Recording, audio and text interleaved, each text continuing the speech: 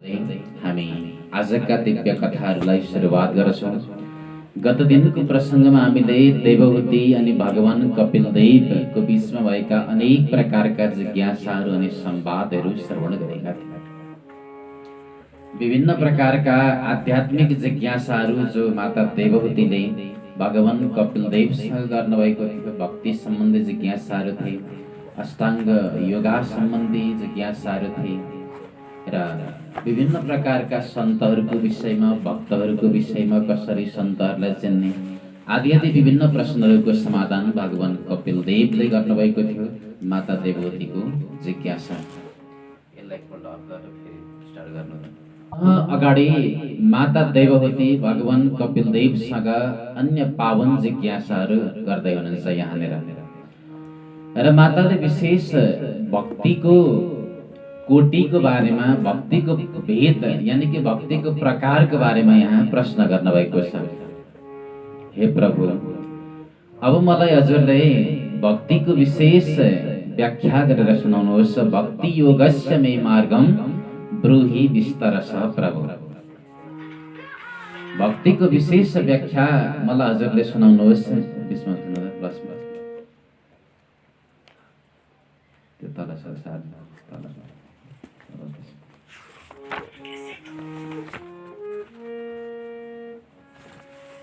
र भक्ति मार्गको विशेष व्याख्या साथमा आचक्ष जीवलोकस्य विविधा मम संस्कृति। भक्ति मार्गका विभिन्न विभिन्न प्रकारका ती शाखाहरू, प्रकारहरूको बारेमा म सुन्न चाहन्छु भने। दोस्रो कुरा, जीवलोकस्य विविधा संस्कृति। जीवलोकमा विभिन्न जीवात्माहरूका जुन संसारको चक्र उनीहरूको हुने गर्छ, यानी कि विभिन्न जन्म मरणको चक्रमा उनीहरू पर्ने गर्छन्। ती विभिन्न प्रकारका योनिहरूको बारेमा म सुन्न चाहन्छु। कति प्रकारका योनिहरूमा विशेष गरी जीवात्मा भड्किने गर्छ प्रभु। त्यसै गरी कालस्य स्वरूपस्य परेषां स परस्यते। कालको बारेमा पनि, कालको स्वरूप कस्तो छ त्यो कालको स्वरूपको बारेमा पनि स्वरूपम वद निरूपण गरेर हजुरले हामीलाई सुनाउनुहोस्। पंखा स्टार्ट गर्नु।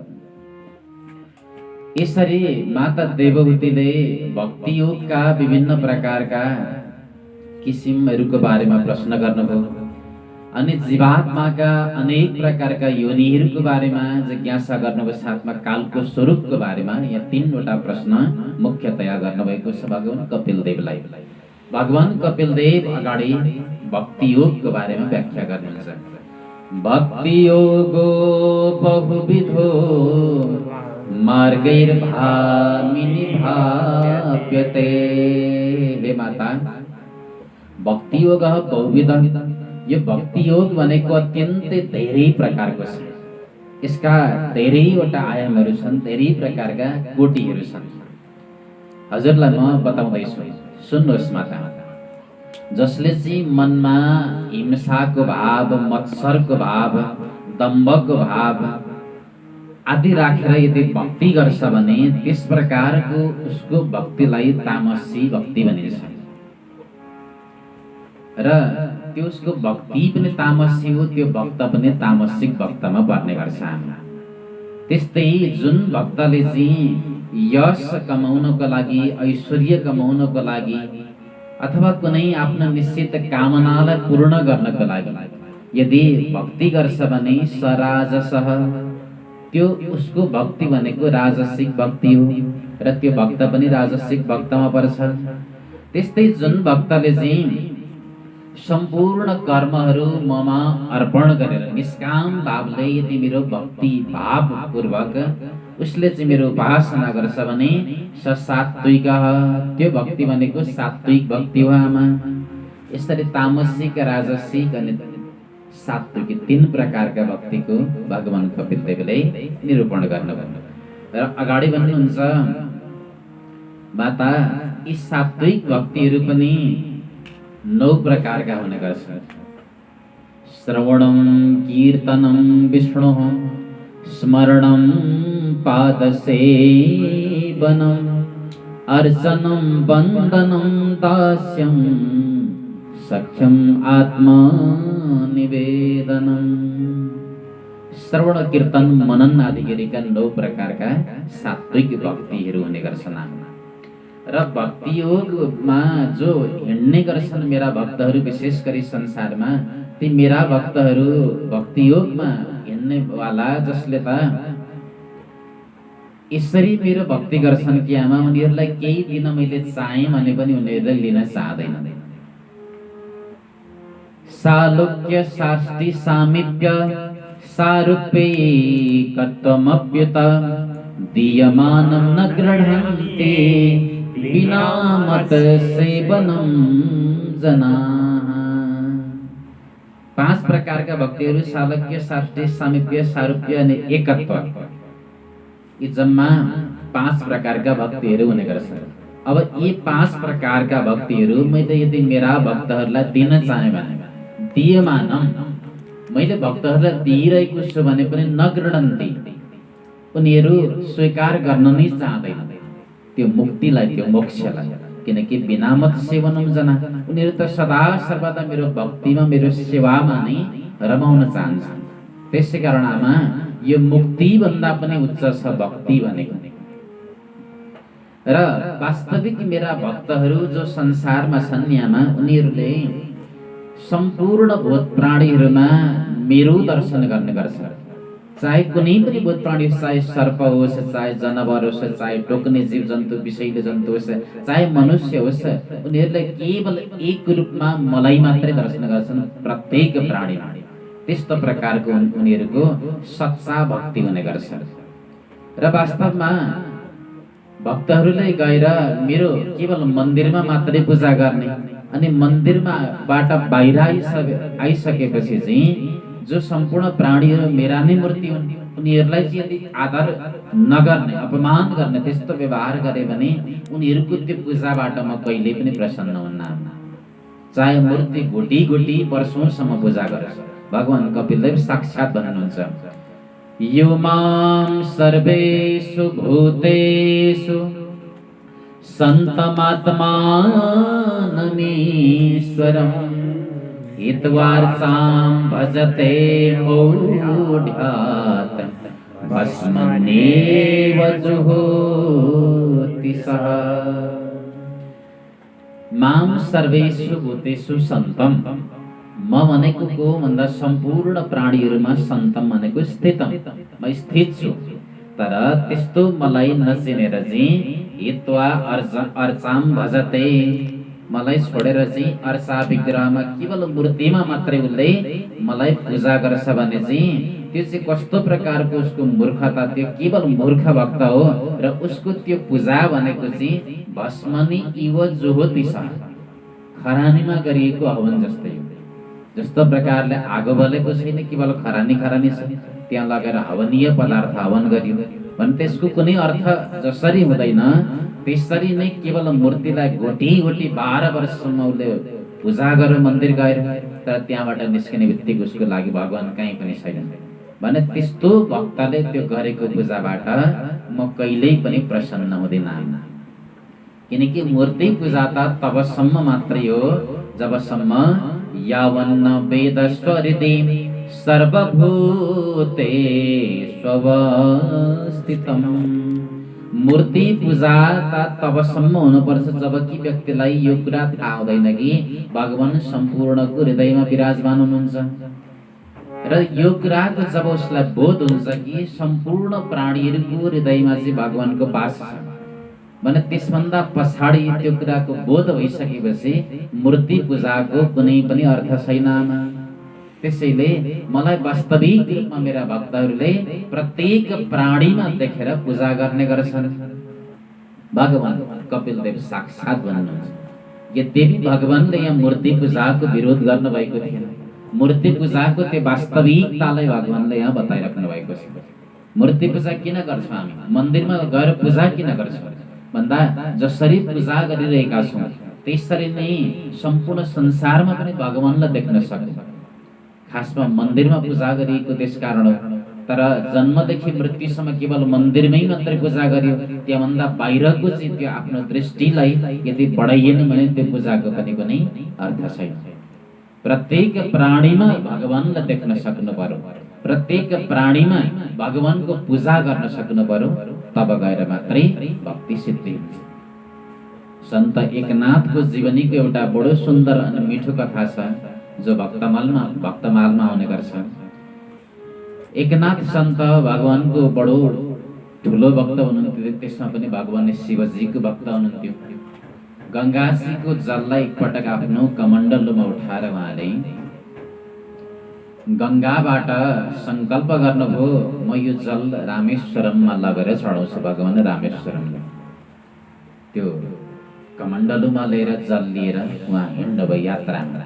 अब त्यो समय गाडी इत्यादि थिएन, गाडीमा चढेर जाने सुविधा थिएन, हिँडेर महिनौँ लगाएर पुग्नुपर्ने हुन्थ्यो रामेश्वरम। जानुभयो, धेरै दिन लाग्यो उहाँलाई पुग्नलाई, र उहाँको यात्रा चल्दै चल्दै गयो। जब धेरै दिनपछि रामेश्वरम क्षेत्रमा उहाँ प्रवेश गर्नुभयो, रामेश्वरम मन्दिरको पनि बिल्कुल निकटमा पुग्नु भएको थियो। केवल अब 1 किलोमिटर जति मात्रै बाँकी थियो पुग्नलाई।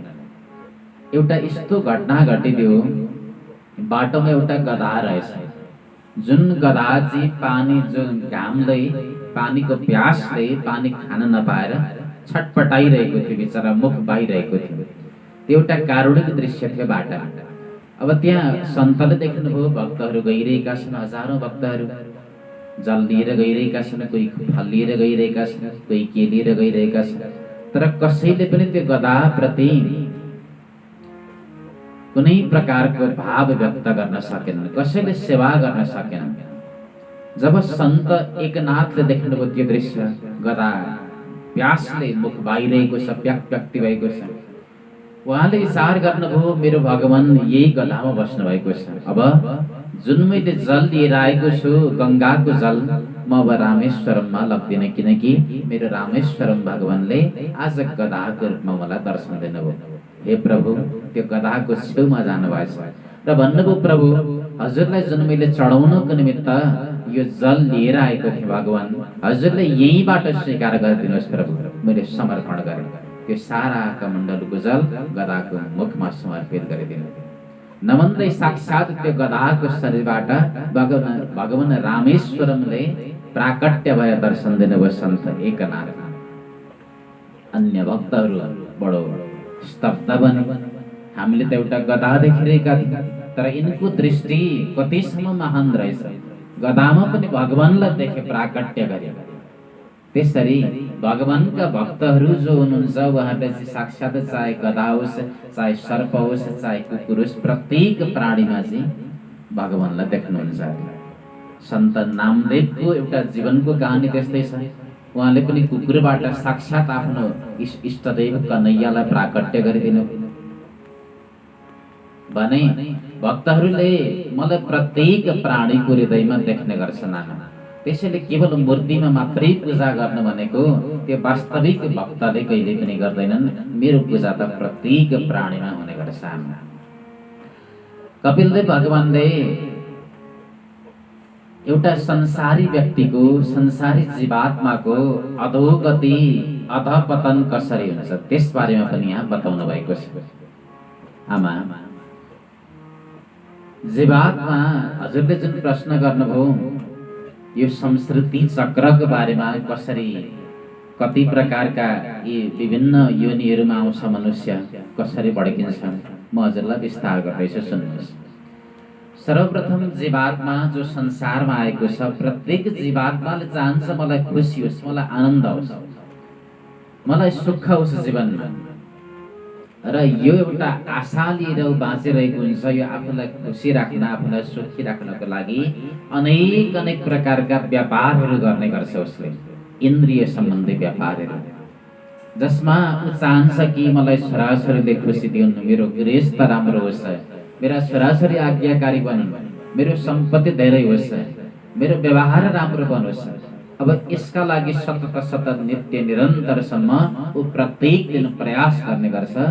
सूर्योदयदेखि लिएर सूर्यास्तसम्म प्रयास गर्दै जान्छ। सम्पत्ति कमाउँदा पो होला कि अथवा छोराछोरी धेरै यदि जन्म दियो भने उनीहरूले खुसी दिन्छन् कि यसरी वृथा आशामा उसले अनेक प्रकारका इन्द्रिय व्यापार गर्छ, गर्दै गर्दै जान्छ र गर्दै गर्दै जाने क्रममा अनेक प्रकारका त्यस्ता व्यवहार गर्दै जान्छ, तर वास्तविक सुख उसलाई कहीँबाट पनि कतैबाट पनि प्राप्त हुँदैन।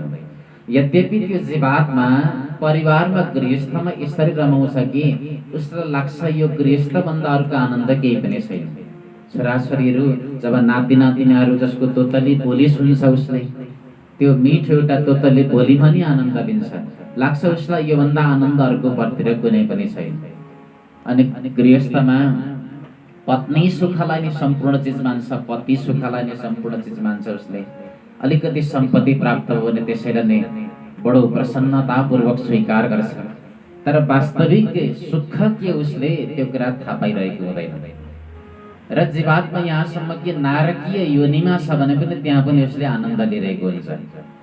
नरकस्थोपितेऽहं वै न पुमांस्त्यक्तुमीच्छते नारक्यां निर्वृतौ सत्यां देवमाया विमोहितः। जीवात्मा का अनेक प्रकारका संस्कृति योनिहरू छन्, जसमा 84 लाख प्रकारका योनिहरू छन्, जन्महरू छन्। यी 84 लाख जन्महरूमा चाहिँ जीवात्मा भड्किने गर्छ। अब त्यसमा कहिले सुँगुर बन्छ, कहिले मान्छे बन्छ, कहिले सर्प बन्छ, कहिले कीट पतंग बन्छ, कहिले वटवृक्ष बन्छ। तर भगवानको माया यस्तो छ कि यो मेरो मायालाई उसले बुझ्न सक्दैन। र नारकीय योनिमा छ, एउटा सुँगुरको योनिमा छ भने पनि उसले के गर्छ भन्दा आनन्दको अनुभूति गर्छ। नारक्याम निर्वृतौ सत्यम, आनन्द उसलाई त्यहाँनेर हुन्छ। ऊ नालीमा खेलिरहेको छ भने पनि त्यहाँभन्दा आनन्द उसले अरू कहीँ पनि देख्दैन। कारण के हो त भन्दा देव माया विमोहित, आखिरी मेरो माया नै यस्तो छ आमा, मेरो मायाको कारण जीवात्माले त्यसरी आनन्द लिएको। र जीवात्मा यसरी आफूले जसोतसो आफूले पाल्दै र आफ्ना परिवारलाई पनि पेट पाल्दै पाल्दै अगाडि बढिरहेको हुन्छ। सुखका लागि अनेक अनेक प्रकारका प्रयास गर्छ उसले। धन कमाउँछ, चारैतिरबाट कुटुम्बको पालन पोषण गर्छ, छोराछोरी हुर्काउँछ, नाति नातिना हुर्काउँछ, सबैको पालन पोषण गर्छ। अनि धन आर्जन गर्नको लागि, कमाउनको लागि अनेक प्रकारका उसले कार्यहरू गर्छ। कतै लुट्न पनि पछि पर्दैन, जसोतसो आफूलाई कसरी पोषण गर्ने, आफ्नो पेटको कसरी पालन पोषण गर्ने, केवल यो मात्रै ध्यान हुन्छ जीवात्मालाई। र यसरी अब परिवारलाई नै, गृहस्थलाई नै सबै थोक मानेर उसले पालन पोषण गर्दै गर्दै जाँदा जब ऊ वृद्ध बन्दै जान्छ, शरीर इन्द्रियहरू शिथिल बन्दै जान्छन्, काम गर्न सक्न पनि छोड्छ। अनि अनेक प्रकारका रोगहरूले पनि गाँच्छन् उसलाई। रोगहरूले जब यसरी आक्रमण गर्दै गर्दै जान्छन्, उसको बल पनि सकिन्छ। जब पौरख सकिन्छ, उसको जुन परिवारका लागि उसले जीवनभर मरिमेटेको थियो, अब त्यही परिवारलाई नै उसलाई हेला गर्न लाग्छ। जसरी एउटा मालिकले गधालाई जबसम्म गधाको बल हुन्छ तबसम्म काम लगाउँछ, बुढो भएपछि उसलाई दाम्लाबाट निकाल्न खेदाइदिने काम गर्छ। त्यसरी नै उसका परिवारले पनि उसलाई अब हेय दृष्टिद्वारा हेर्न सुरु गर्छन्। वृद्ध भएको हुन्छ, रोगले पनि गाँच्छ, ओछ्यान परेको हुन्छ। ओछ्यानमा जब थला परेर सुतिरहेको हुन्छ, अब कुनै पनि उपाय हुँदैन, जसोतसो परिवारले पानी दिइरहेका हुन्छन्, प्राण धान्य अन्न प्रदान गरिरहेका हुन्छन्। र त्यस अवस्थामा सारा बल अनि बरगत पनि सकिन्छ। अनि उसले थाहा पाउँछ कि यो संसार, यो गृहस्थी भनेको आखिर यस्तै रहेछ, स्वार्थको सिवाय केही पनि रहेनछ। मैले जुन परिवारका लागि मरिमेटे आखिर के रहेछ, यो ज्ञान पनि उसलाई त्यो समय हुन्छ।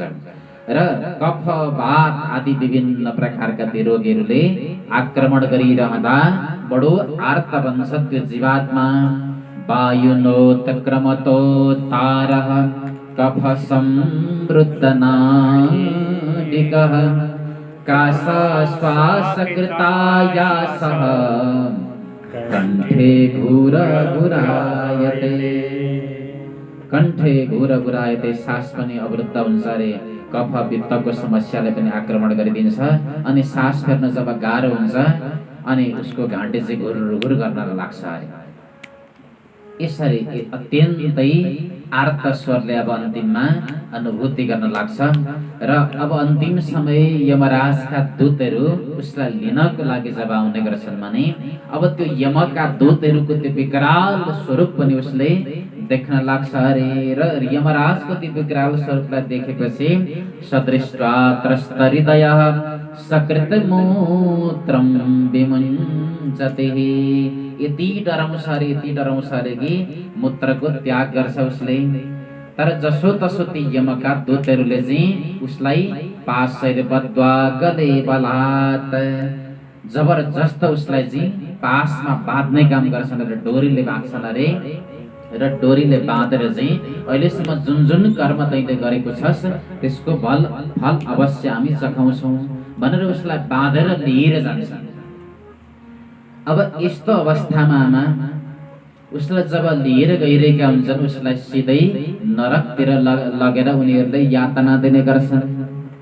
आमाले सोध्नुभयो बाबु जब उसको शरीर त यहाँ छुटिसकेको हुन्छ भने उसले यातना फेरि कसरी प्राप्त गर्छ त? उसको शरीर त यही हुन्छ। भगवान कपिलदेव भन्नुहुन्छ हेर्नुहोस् आमा, जसले जीवनभर भगवानको भक्ति गरेको छ, प्रभुको प्रेम गरेको छ, कथा सुनेको छ, भगवानको सत्संग गरेको छ र भक्ति मार्गमा हिँडेको छ भने त्यस्तो व्यक्ति जसले चाहिँ भगवानको लोकलाई भगवानको धामलाई सिधै प्राप्त गर्छ। जसले यो धरतीमा रहँदाखेरि पाप पनि उति नै गरेको छ अनि पुण्य कार्य पनि उति नै गरेको छ भने त्यस्तो व्यक्तिलाई चाहिँ चन्द्रलोकतिर पठाइन्छ। भने जसले केवल पुण्य कार्य गरेको छ, जीवनमा पाप अत्यन्तै कम गरेको छ, पुण्य नि पुण्य दान आदि कार्य धेरै गरेको छ भने त्यस्तो व्यक्तिलाई स्वर्गतिर पठाइन्छ र स्वर्गमा गएर उसले एउटा विशेष शरीर प्राप्त गर्छ जुन शरीरद्वारा स्वर्गको भोग भोग्छ। भने अब जसले पाप नि पाप गरेको छ जीवनमा त्यस्तो पापी व्यक्तिले यहाँबाट मर्ने बित्तिकै उसको जो सूक्ष्म शरीर हुन्छ 17 तत्त्वले युक्त भएको त्यो सूक्ष्म शरीरको आधारमा चाहिँ एउटा यातना शरीर उसलाई दिइन्छ जो चाहिँ अंगुष्ठ परिमाण बराबरको अमलाको एउटा सानो टुप्पोको भाग जति त्यति ठुलो हुने गर्छ र त्यसलाई यातना शरीर भनिन्छ। आमा त्यही यातना शरीरलाई साथमा लिएर यमका दूतहरूले उसलाई लिएर पिड्दै नरकतिर लिएर जान्छन्। कस्तो अवस्था हुन्छ अरे भन्दा छुत्रिट परितोर कतवानलानिलैः सन्तप्यमानः पथितप्त बालुके कृष्णेण पृष्ठे कसया जटाताडितः सलत्य सक्तोऽपि निराश्रमोदके। अब उसलाई मर्ने बित्तिकै त यातना देहको आधारमा जब लगिरहेको हुन्छ छुत्रिट परितः भोक र प्यासले बडो आकुल व्याकुल बन्छ अरे अनि भोक लागेपछि विभिन्न खानेकुराहरूको याचना गर्छ तर उसलाई खान केही पनि दिँदैन, खाना केही पनि दिँदैन, प्यास लाग्दा पानी पनि दिँदैन, बरु उसको शरीरलाई नै काटेर उसैलाई स्वयं खुवाउने काम गरिन्छ। सन्तप्यमानः पथितप्त बालुके र त्यो यमलोकको मार्ग चाहिँ यति डरलाग्दो हुन्छ अरे जहाँ चाहिँ बालुवाको त्यो तप्त बालुके बालुवा पनि यति तातो बालुवा जसमा टेक्ने बित्तिकै ऊ आर्त भावले रुने गर्छ र हिँड्न चाहँदैन। उसलाई त्यस समय चाहिँ कसया च ताडिता पछाडिबाट यमका दूतहरूले ताडन गर्ने गर्छन्। चलत्य सक्तोऽपि निराश्रमोदके नसकी यसरी जबरजस्ती हो हिँड्ने गर्छ। बीचमा मूर्छित पर्ने गर्छ अरे, लड्ने गर्छ अरे, तर पनि उसलाई त्यहाँ केवल यातना शरीर दिएको हुन्छ, यातना देह दिएको हुन्छ, ऊ मर्न सक्दैन, त्यहाँ चाहेर पनि मर्दैन, केवल यातनाको अनुभूति मात्रै उसले गर्छ। यसरी उसलाई अब अत्यन्तै लामो बाटो हिँडाइछ, 1000 योजन लामो बाटो जुन नरक लोकमा पुग्न चाहिँ अत्यन्तै लामो दूरी पार गर्नुपर्छ। योजनानां सहस्राणि नवतिं नवचाध्वनः त्रिभिर्मुहूर्तैर्द्वाभ्यां वा नितः प्राप्नोति यातनाः। 49,000 योजना त्यो लामो जुन बाटो हुन्छ त्यो बाटोमा चाहिँ उसलाई त्यसरी खाली खुट्टा तप्त बालुकामा हिँडाएर लगिन्छ र रुँदै रुँदै मुर्छा पर्दै पर्दै भोक अनि तिर्खाले व्याकुल आकुल भएर यसरी चाहिँ उसलाई 3 मुहूर्त करिब 3 मुहूर्तमा पुर्याउन गरिन्छ त्यहाँ र त्यहाँ पुर्याइसकेपछि पनि अनेक प्रकारका यातनाहरू उसलाई दिइन्छ। कस्ता कस्ता यातनाहरू दिइन्छ भने पातनम गिरिशृङ्गेभ्यो रोदनम शम्भुगर्तयो, हात्तीद्वारा कुल्चाउने काम गरिन्छ, कहीँ कहीँ सर्पद्वारा बिच्छीद्वारा टोकाउने काम गरिन्छ, त कहीँ उसलाई बाण प्रहार गर्छन् यमका दूतहरूले भने कतै पातनम उसलाई चाहिँ पहाडका विभिन्न विभिन्न त्यो अग्ला अग्ला पहाडका जुराबाट तल पत्थरमा झार्ने काम गरिन्छ अरे र आर्तभावले त्यस समय चाहिँ यति पीडाको अनुभूति गर्छ, छटपटाउने गर्छ, रुने गर्छ, तथापि उसलाई त्यहाँ मुक्ति दिने काम कसैले पनि गर्दैन, केवल यातना मात्रै उसले प्राप्त गर्छ। यद्यपि आमा यो नरक अनि स्वर्ग भन्ने चिज त यही संसारमा पनि छ। अत्रैव नरकः स्वर्गः इति मातः प्रचक्ष्यते, यदि कसैले राम्रो व्यवहार गर्छ यो संसारमा, जो खुसी रहन्छ, सबैको परोपकार गर्छ भने उसको निमित्त यही स्वर्गलोक छ। र कसैलाई उसले दुःख दिन्छ, कसैलाई ताडन गर्छ, अरूलाई सताउने काम गर्छ, कहिले पनि खुसी हुँदैन, कहिले पनि सन्तुष्ट हुँदैन भने त्यस्तो व्यक्तिको लागि त अत्रैव नरक अपि, नरक उसलाई यही संसारमा छ।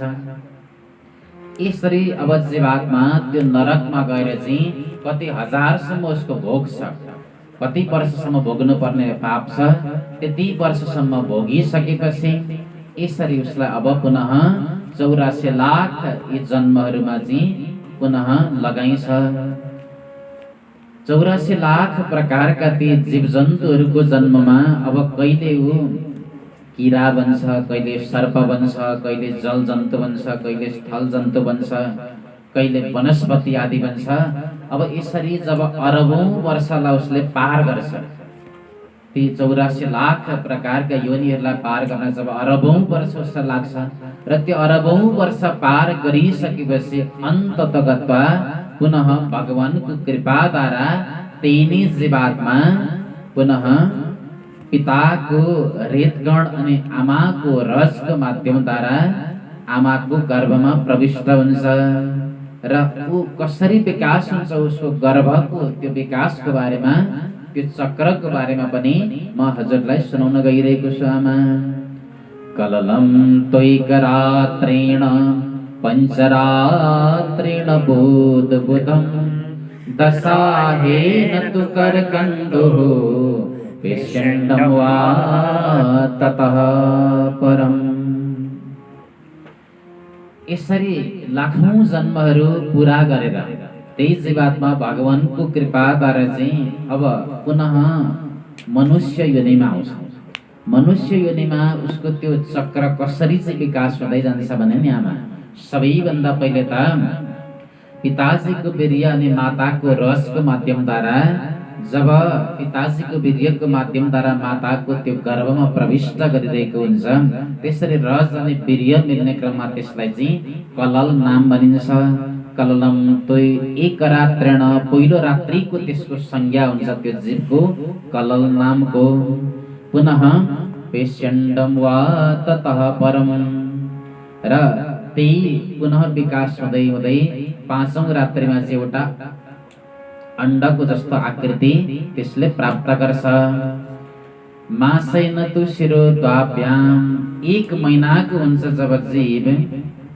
पञ्चरात्रेण बुद्बुदम, 5औं रात्रिमा चाहिँ एउटा बुद्बुदा पानीको थुपाको रूपमा परिणत हुन्छ अरे। त्यसै गरी दशाहेन तु करकण्डुः, 10औं दिनमा त्यो जीवात्मा एउटा बयारको दानुको जस्तो आकृतिमा परिणत हुन्छ। पेष्यण्डं वा ततः परम्, र त्यसभन्दा पछाडि भनेको 10औं 15 दिन विकास हुँदै हुँदै जान्छ, एउटा मासुको डल्लोको जस्तो आकृति उसले प्राप्त गर्छ। अब जब 1 महिनाको हुन्छ त्यो जीव, मासेन तु शिरो द्वाभ्याम, 1 मासको यानी कि 1 महिनाको भइसकेपछि उसको शिरको निर्माण हुन्छ।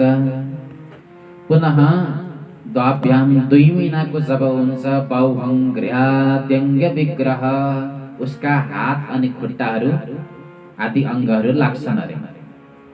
पुनः तेस्रो महिनामा नङहरू त्यसै गरी हड्डीहरू चर्म उसका निर्माण हुन्छ। त्यसै गरी उसको लिङ्ग पनि छुट्टिने गर्छ। स्त्री बनेर आएको छ कि पुरुष भएर आएको छ त्यो पनि छुट्टिन्छ तेस्रो महिनामा। चतुर्भिर धातवः जब चौथो महिनामा प्रवेश गर्छ जीव भने चौथो महिनामा ती 7 प्रकारका धातुहरूको निर्माण हुन्छ। उसको शरीरका जो 7 प्रकारका धातुहरू छन् ती सम्पूर्ण निर्माण हुन्छन्।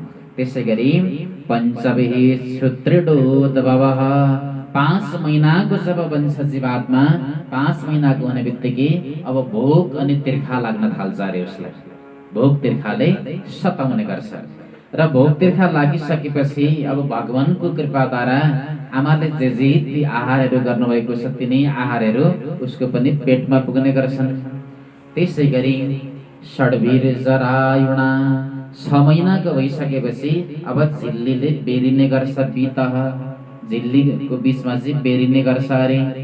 अनि 6 महिनाको भइसकेपछि दक्षिणै कुक्षो भ्राम्यते आमाको दक्षिणपट्टि त्यो कमरमा गर्भाशयमा चाहिँ घुम्न लाग्छ अरे जीवात्मा। छटपटाउन यताउता चल्न लाग्छ र अब त्यहाँ भइसकेपछि पुनः उसको अनेक प्रकारका अन्य विकासहरू पनि हुँदै जान्छन्। आमा माता देवतीले सोध्नुभयो बाबु त्यहाँ बस्दा कुनै प्रकारको जीवलाई पीडा त हुँदैन नि? भगवान कपिलदेवले भन्नुभयो आमा यो कुरा हजुरलाई म के बताउँ? गर्भवास समम दुःखम न भूतो न भविष्यति। गर्भमा बस्दा जीवलाई जति दुःख हुन्छ न भूतो न भविष्यति त्यो दुःख अरू कतै कहीँ पनि उसले पाउँदैन। यति धेरै दुःख हुन्छ नामा कि कृमिभिः क्षत सर्वाङ्गः त्यो गर्भमा बस्दा अब त्यसै पनि मलमूत्रको त्यो भाण्डमा बसेको हुन्छ, त्यो फोहोर स्थानमा बसेको हुन्छ भने कृमिबी भनेको किराहरूले ती सूक्ष्म जीवाणु हुने गर्छन् जो गर्भाशयमा भने ती सूक्ष्म जीवाणुहरूले उसको सर्वाङ्ग सम्पूर्ण अङ्गमा चाहिँ क्षत भनेको टोक्ने गर्छन् अरे। टोक्ने गर्छन्, अत्यन्तै छटपटाउने गर्छ बिचरा, आर्तभावमा पुकार्ने गर्छ। केवल त्यति मात्र होइन, जब चाहिँ आमाले अनेक आहारहरू खाने गर्नुहुन्छ कटु तीक्ष्णो स्वर्ण लवण रुक्षाम्लाति विरुल्बणैः मातृभुक्तैरुपस्पृष्टः सर्वाङ्गोत्थितवेदना। कहिलेकाहीँ आमाले अमिलो चिज खानुहुन्छ, कहिलेकाहीँ पिरो चिज खानुहुन्छ, कहिलेकाहीँ तितो चिज, कहिलेकाहीँ नुनिलो चिज खानुहुन्छ भने यी प्रत्येक पदार्थहरूले चाहिँ उसलाई भित्र गएर असर गर्ने गर्छन्। जब पिरो चिज खानुहुन्छ त्यो पिरो चिज उसको पेटमा पुग्छ सिधै र त्यस समय चाहिँ अत्यन्तै सर्वाङ्गोत्थित वेदना, सम्पूर्ण अङ्गमा वेदना हुन्छ अरे। उसको बडो छटपटाउने गर्छ, उसलाई पीडाको महसुस हुने गर्छ र यस्ता प्रकारका अनेक प्रकारका पीडाहरूका बावजुद यो जीवात्मा जब 7औं महिनामा प्रवेश गर्छ आमा, 7औं महिनामा प्रवेश गरिसकेपछि तब उसलाई आफ्ना सारा ती जन्म जन्मान्तरका घटनाहरू पनि याद आउन लाग्छन्। तत्र लब्धस् मृत्युर्दैवात् कर्म जन्म सतोद्भवम्। दैवको कृपाद्वारा, भगवानको कृपाद्वारा उसले चाहिँ सारा आफ्ना पूर्वका ती जन्महरू यस समय याद गर्छ। आजसम्म मैले कुन जन्म बिताएँ, कुन जन्म म सर्प थिएँ, कुन जन्म म मनुष्य थिएँ, कुन जन्म वन्यजन्तु थिएँ, सारा प्रत्येक जन्महरू एक उसलाई जब याद हुन्छन्। याद भइसकेपछि उसले भगवानको बडो आर्तभावमा स्तुति गर्छ, भगवानलाई पुकार गर्छ। के भनेर पुकार गर्छ रे जीवात्माले भने, हे प्रभु जुन यो गर्भाशयमा बसेको छु म प्रभु, यहाँबाट मलाई हजुरले निकालिदिनुहोस्। तस्योपसन्नमभितुं जगदीशयात नानातनुर्भुवि चलत् शरणारविन्दं सोऽहं व्रजामि शरणं यकुतो भयं मे येनेदृशे गतिरदर्श्य सतो निरूपा। हे दयालु, हे प्रभु, अनेक प्रकारका शरीर हजुरले धारण गर्ने गर्नुहुन्छ भगवान माया शक्तिद्वारा। यस्ता हजुरलाई सोहम प्रजामि शरणम, हजुरको म शरणमा छु प्रभु, हजुरलाई म प्रणाम गर्छु भगवान। जो आज यो एउटा गर्भाशयमा म बसिरहेको छु भगवान, यो त साक्षात नरक हो, यो मलमूत्रको एउटा पात्र हो प्रभु, यहाँबाट मलाई निकालिदिनुहोस् हे ईश्वर। आजभन्दा अगाडिको जन्म मैले हजुरको भजन गरिन, मैले हजुरलाई सम्झिन, जसको कारण म अनेक प्रकारका ती नारकीय योनिहरूमा गएँ। कहिले म कुकुर बने, कहिले म सर्प बने, तर प्रभु म यो जन्ममा म हजुरको भजन गर्नेछु, हजुरको कीर्तन गर्नेछु र म हजुरलाई प्राप्त गरेर छोड्नेछु प्रभु। मलाई एकपटक यो गर्भाशयबाट बाहिर निकालिदिनुहोस् प्रभु, मलाई संसारमा पुर्याइदिनुहोस्, म हजुरको भजन गर्नेछु, म कीर्तन गर्नेछु प्रभु।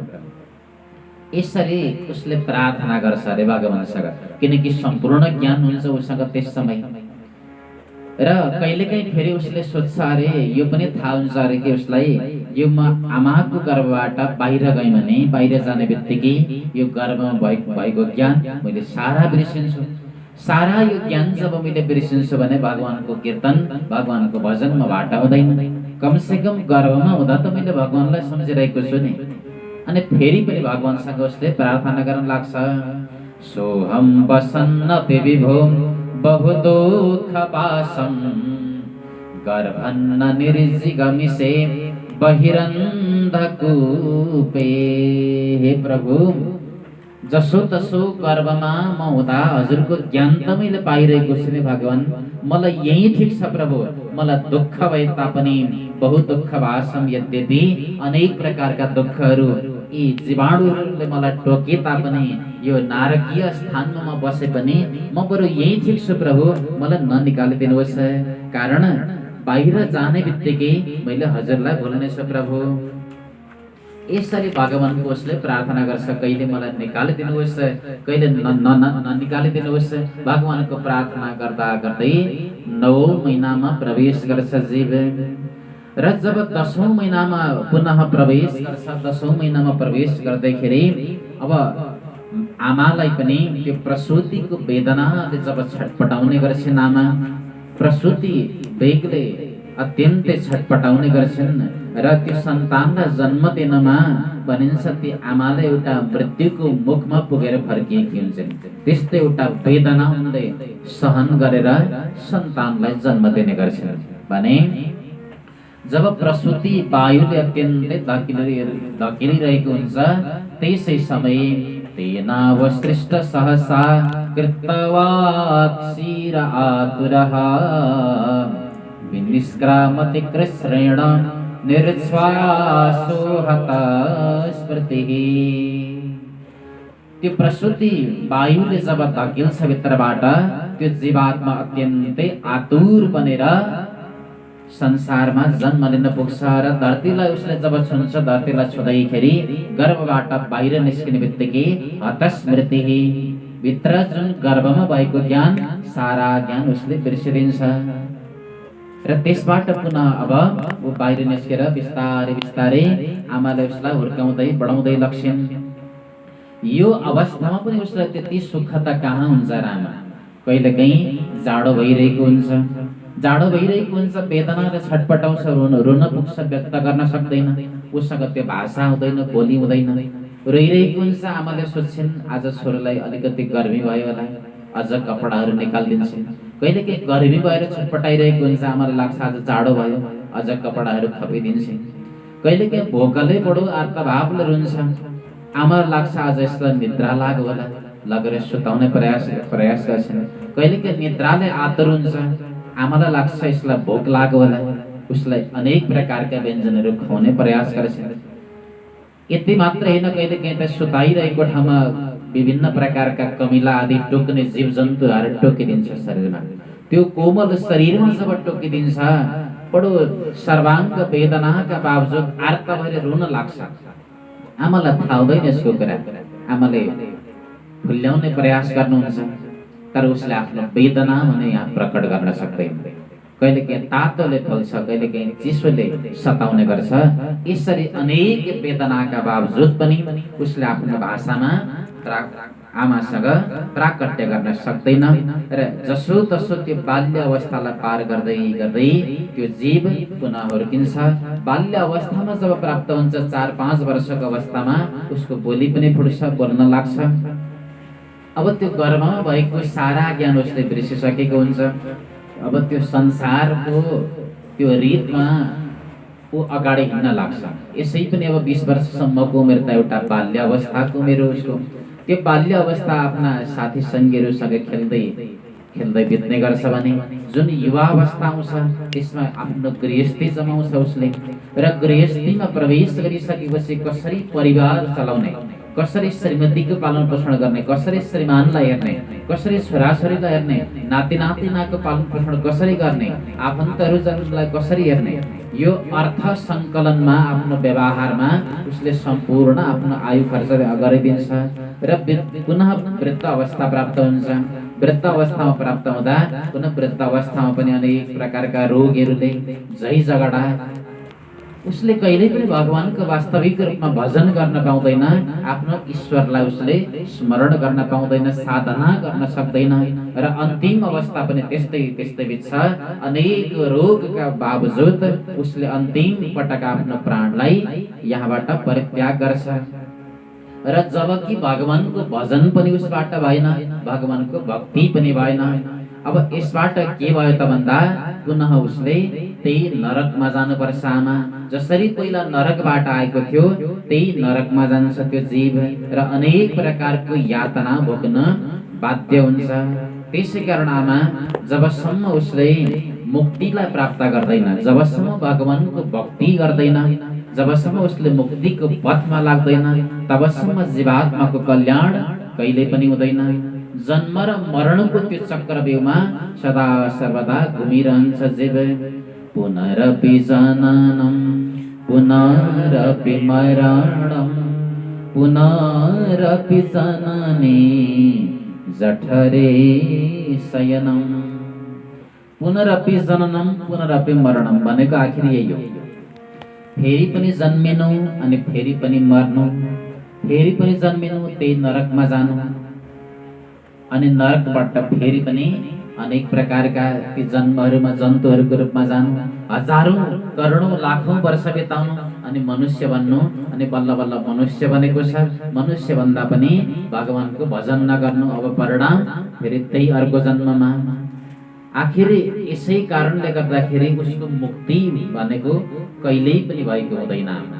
त्यसै कारण यो जो मनुष्य जन्म छ नि आमा, यो मनुष्य जन्म भनेको नि एउटा यस्तो मुक्तिको द्वार खोल्ने चाबी जुन मनुष्य जन्मसँग हुन्छ।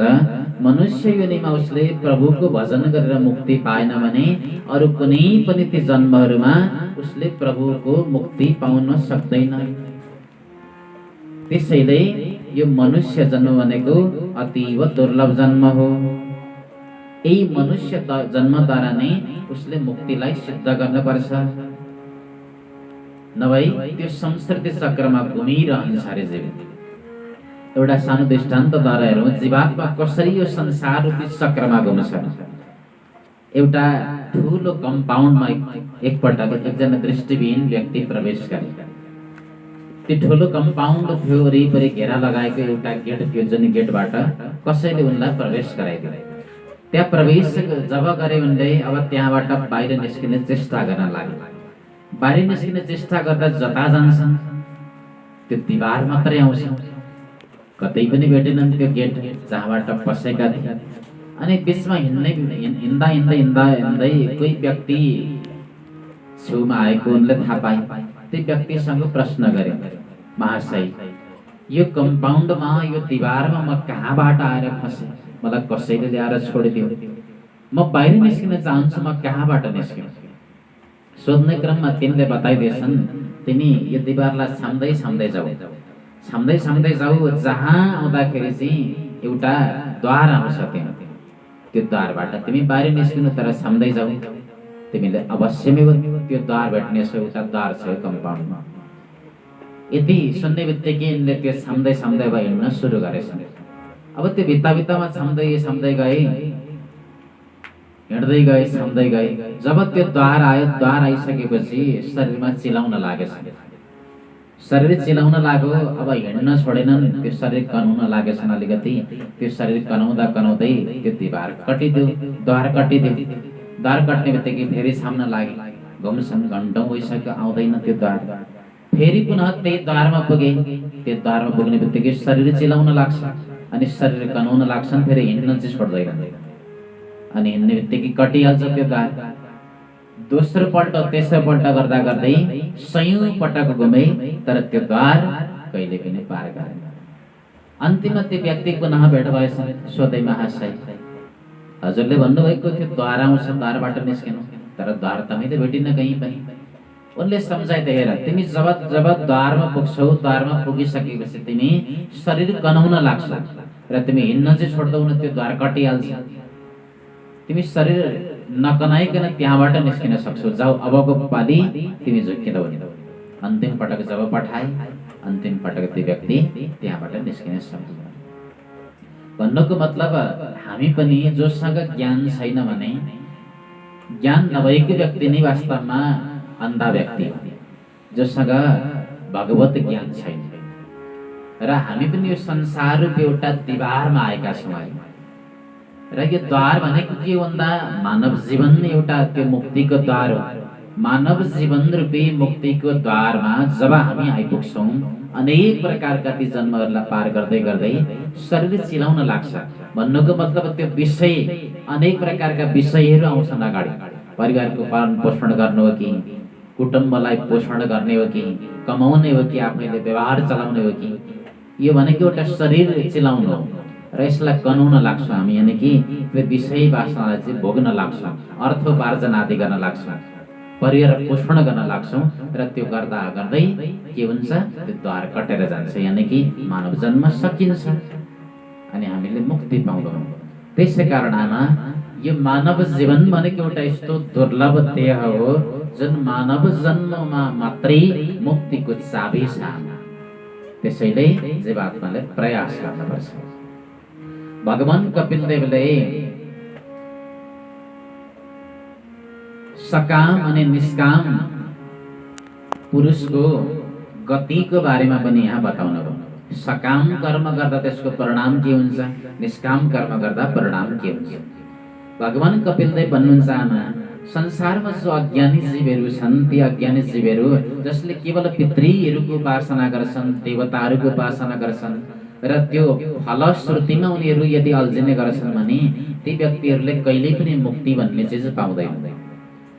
जसले केवल स्वर्गका लागि यज्ञ यागादिहरू गर्छन्, केवल कर्मकाण्डमा मात्रै अल्झिने काम गर्छन्, पितृहरूको अर्चन गर्छन्, देवताको अर्चन गर्छन् भने उनीहरू चाहिँ गत्वा चन्द्रमसं लोकं सोमपाः पुनरेष्यते, चन्द्रलोकमा जाने गर्छन्। त्यो चन्द्र मार्ग हुँदै हुँदै र त्यहाँ गएर भोग भोगेर फेरि यही संसारमा चाहिँ पतन भएर आउने गर्छन्।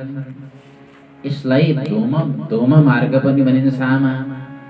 र जसले चाहिँ भगवानको केवल भक्ति गर्ने गर्छन्, आफ्ना सम्पूर्ण इन्द्रियद्वारा निष्काम भावले परमात्माको भक्ति गर्ने जो संसारमा भक्तहरू छन् भने ती भक्तहरू चाहिँ सूर्यद्वारेण ते यान्ति पुरुषं विश्वतो मुखम, तिनीहरू चाहिँ सूर्यलोकद्वारा भगवानको दिव्य धाममा प्रस्थान गर्ने गर्छन् आमा।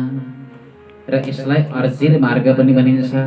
भगवानको जसले निष्काम भावद्वारा यदि यजन गर्छ र विशेष गरी भक्ति मार्गमा, भक्तिको पथमा जो चल्ने गर्छ, ऊ चाहिँ पाप र पुण्यबाट जब बराबर बन्छ भने त्यस अवस्थामा उसले भक्ति सञ्चित गर्दै गर्दै जान्छ र त्यसको परिणाम भगवानको धाम प्राप्त गर्छ उसले।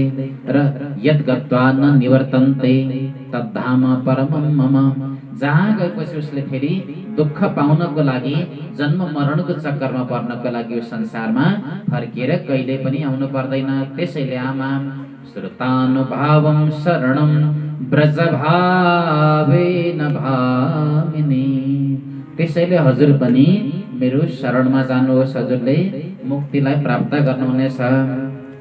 र सर्वात्मा भगवानको भजन गर्नुहोस् आमा। तस्मात् त्वं सर्वभावेन भजस्व परमेष्ठिनाम्। सर्वात्मा भगवानको भजन गर्नुभयो, भक्ति गर्नुभयो भने हजुरले पक्कै पनि संस्कृति चक्रबाट चाहिँ मुक्ति पाउनुहुनेछ र भगवानको त्यो दिव्य लोकलाई, दिव्य धामलाई प्राप्त गर्नुहुन्छ।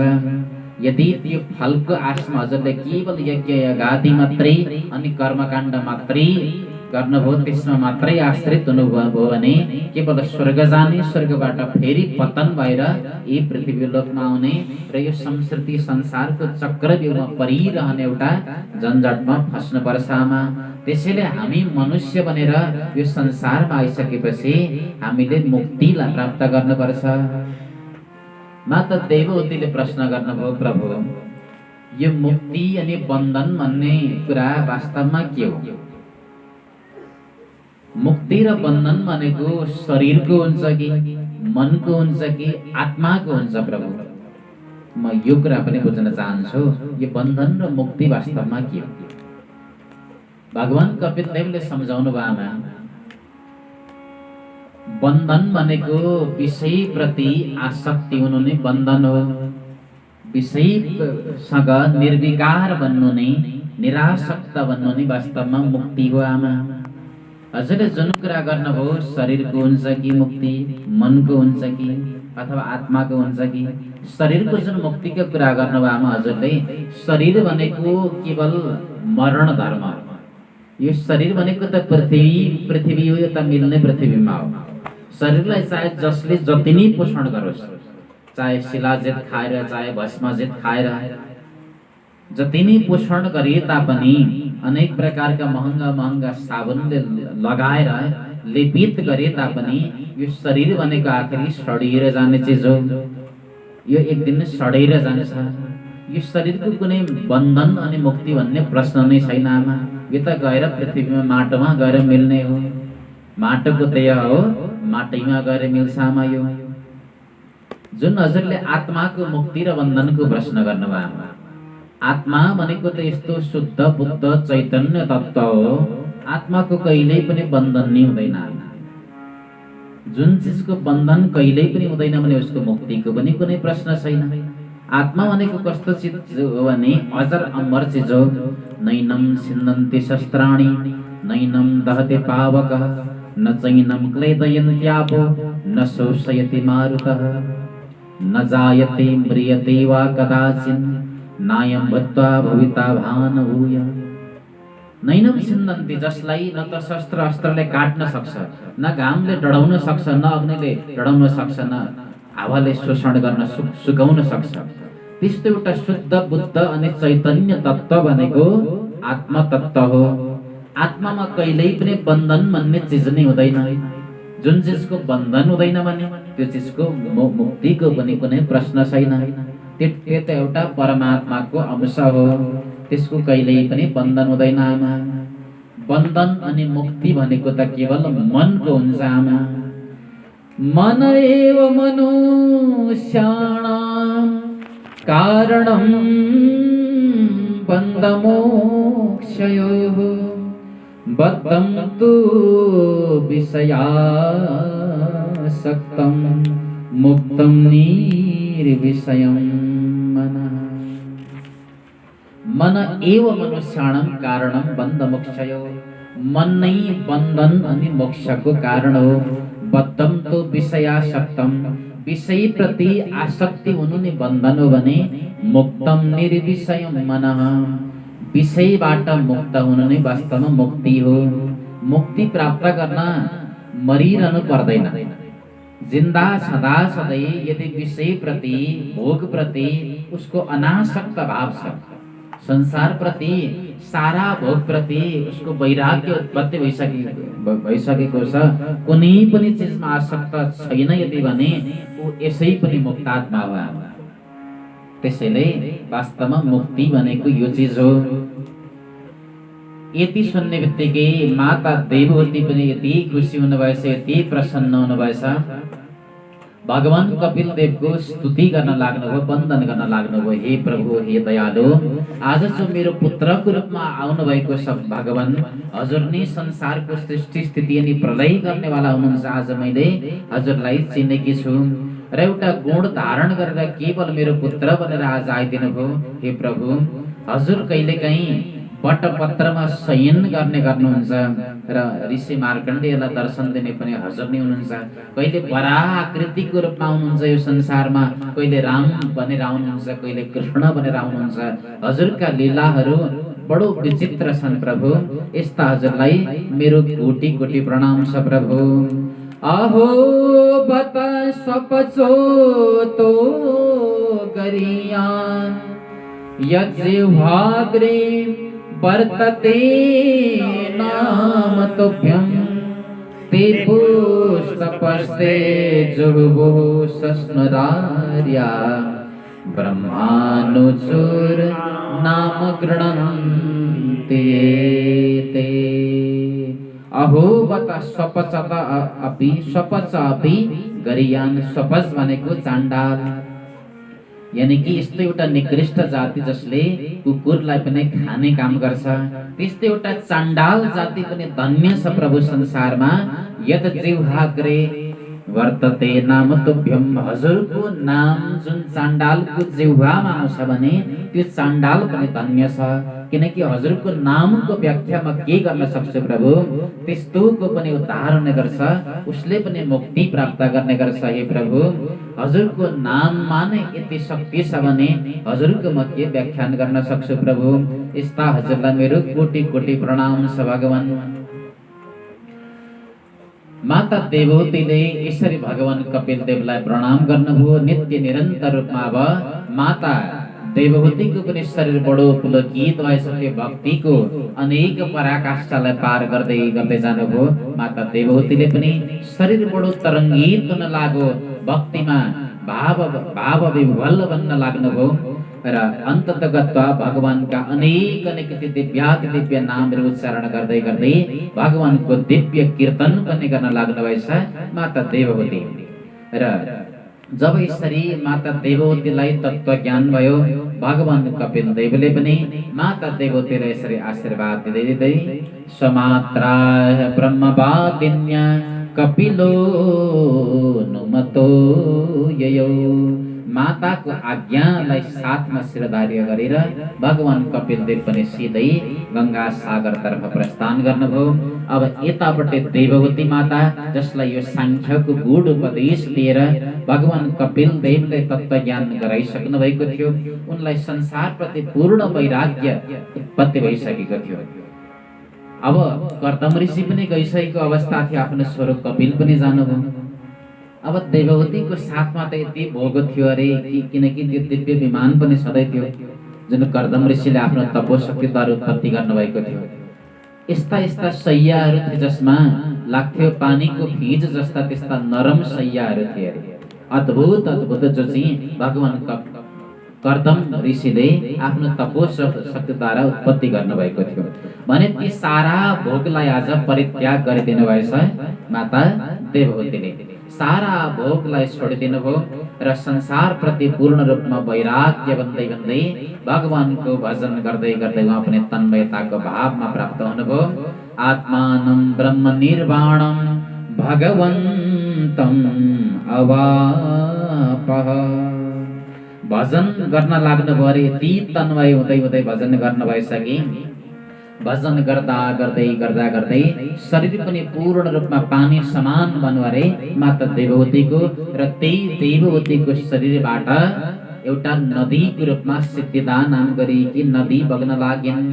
नामना सिद्ध पदम यत्र सासंसेते मुपेयुषी। शरीर नै पूर्ण रूपमा पानी बन्यो आज भक्तिको त्यो नवौं अवस्थालाई पनि जब माता देवहूतिले पार गर्नुभयो, सिद्धिदा नाम गरिएको नदीको रूपमा परिणत हुनुभयो भने त्यो जुन क्षेत्र थियो, जुन क्षेत्रमा माता देवहूतिले आफ्नो शरीर त्याग्नुभयो, त्यो क्षेत्र पनि सिद्धपुर नामले विख्यात भयो। यसरी चाहिँ माता देवहूतिको पनि आज उद्धार भयो। तत्त्वज्ञानद्वारा सांख्यको गुण उपदेशलाई श्रवण गरेर भने भगवान कपिल देव पनि अन्तत गत्वा जहाँ गंगा नदी गएर जुन समुद्रमा जहाँनेर मिसिएकी छिन् भने त्यही क्षेत्र यानि कि गंगा सागरको त्यो दिव्य क्षेत्रमा जानुभयो र नित्य निरन्तर भगवान कपिल देव त्रिलोकीको कल्याणको लागि त्यहाँ गएर तपस्या गर्न बस्नुभयो र आज पनि हामी गंगा सागरमा गयौं भने भगवान कपिल देवको एउटा विशाल मन्दिरलाई दर्शन गर्न सक्छौं। यसरी भगवान कपिल देवले माता देववतीलाई सांख्यको अत्यन्तै गोपनीय ज्ञान प्रदान गरेर उहाँको त्यो अज्ञानका आवृत्तिलाई हरण गर्नुभयो र माताको पनि उद्धार गर्नुभयो। य इदम् अनुशृणोति यो विधत्ते कपिलमुनिर्मतमात्मयोगगुह्यम् भगवति कृतदेहि सुपर्णकेता वपुरलभते भगवत पदारविन्दम्।